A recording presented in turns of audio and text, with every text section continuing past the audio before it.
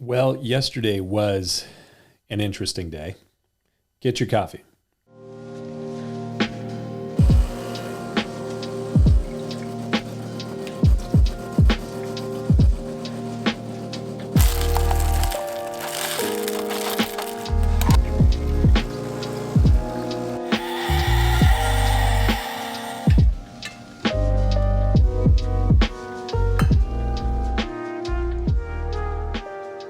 I had a different planned episode prepared for today, but then more 2020 chaos boiled over into 2021, and the previous episode just didn't seem to fit with the moment.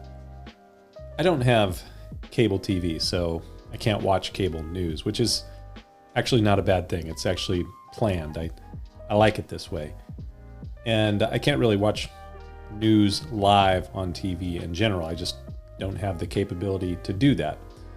We don't have a TV that's set up for it. So I get most of my news and information through online news sources and Twitter and YouTube and all that sort of thing.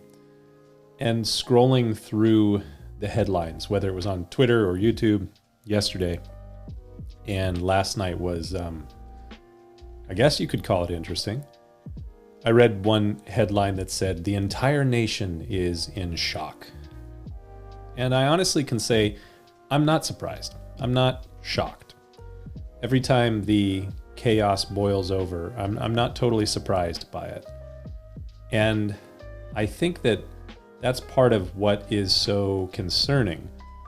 The new normal is just when you get used to the chaos and it all just begins to seem normal to you. But I'm not sure that I want this to be the new normal, and I don't think you should want that either. Years ago, during the Republican primary debates leading up to the 2016 elections, one of the candidates made a comment, and it is stuck in my mind ever since then. And I'm totally paraphrasing on old memories, but the person who said it, and I'm pretty sure that it was the former governor of Texas, Rick Perry, that said it, but he said something to the effect of, "If I'm elected president, I will make it my aim that you don't have to think about Washington, D.C. every day." Honestly, I think that would be nice. The American political Olympics are virtually never ending. It's somewhat tiring. This morning I was reading Matthew chapter 5. This is the opening of Christ's Sermon on the Mount. And it begins with what are called the Beatitudes, short statements of blessings from Jesus. And I see them as algorithmic statements of blessing, kind of like the if this, then that sort of statements from Jesus, the path to blessing from Christ, God incarnate as he sees it.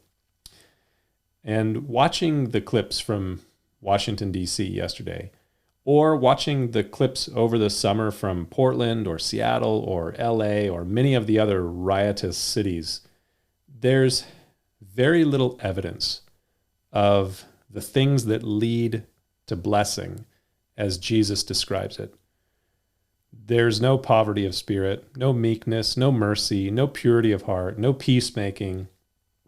And since none of these things are evident, then I think that you can be sure that what we're going to reap is not blessing, not supreme blessing, quite the opposite. And what is the opposite of blessing? Moses, the great leader and lawgiver of Israel, he put it pretty plainly in Deuteronomy chapter 28 when he said to the children of Israel, "But it shall come to pass if you do not obey the voice of the Lord your God to observe carefully all his commandments and his statutes, which I have commanded you today, that these curses will come upon and overtake you." The opposite of blessing is a curse. One thing is clear when you look at the United States at this moment, we're not in a good place. We are not on a good path. And it is not entirely clear that we are making any effort to change course. For years, I taught the prophetic books of Isaiah and Jeremiah at a local Bible college. And each semester, I would begin by giving something of a preamble on biblical prophecy. When you're teaching through biblical prophetic books, then it's important to understand kind of like a basic understanding of how to interpret these things.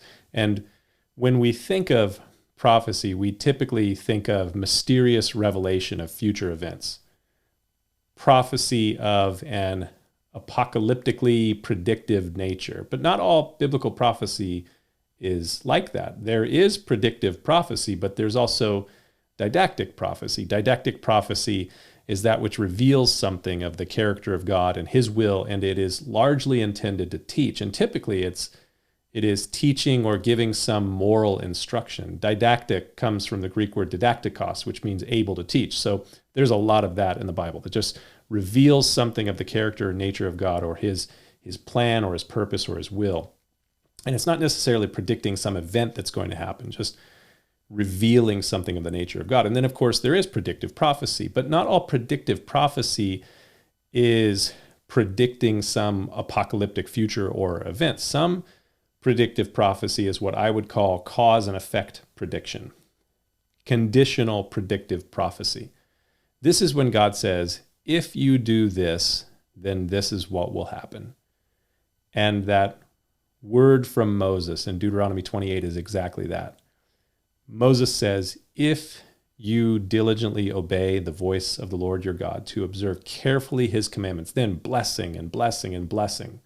But if you do not obey the voice of the Lord your God to observe carefully his commandments and his statutes, then these curses will come and overtake you.